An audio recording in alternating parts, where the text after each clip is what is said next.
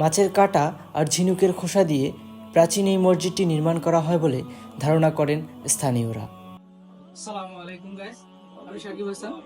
আজকে আমরা এসেছি 500 বছরের পুরনো এক মসজিদে, যে মসজিদটি নির্মিত হয়েছিল মুঘল আমলে। চলেন আমরা সেই মসজিদটি ঘুরে দেখি।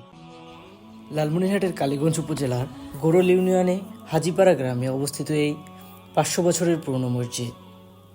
একসাথে এক সারিতে মাত্র 10 থেকে 12 জন মুসল্লির বেশি নামাজ আদায় করতে পারে না বলে এই মসজিদটির নাম হয় এক কাতার মসজিদ। প্রাচীন এই মসজিদটি 1300 শতাব্দীতে নির্মাণ করা হয় বলে ধারণা করা হয় এবং তার প্রমাণও মেলে মসজিদের গায়ে খোদাই করা লেখা সাল থেকে।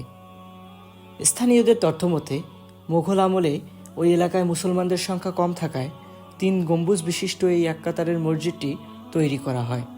সে কারণেই এই মসজিদটি এক কাতার মসজিদ নামেই এলাকায় বেশি পরিচিত। প্রাচীন এই মসজিদটি দেখতে প্রতিনিয়ত দূর দূরান্ত থেকে ছুটে আসে বিভিন্ন এলাকার মানুষ। মসজিদের নির্মাণশৈলী ও কারুকাজ আকৃষ্ট করে মুসল্লিদের। মাছের কাঁটা আর ঝিনুকের খোসা দিয়ে প্রাচীন এই মসজিদটি নির্মাণ করা হয় বলে ধারণা করেন স্থানীয়রা।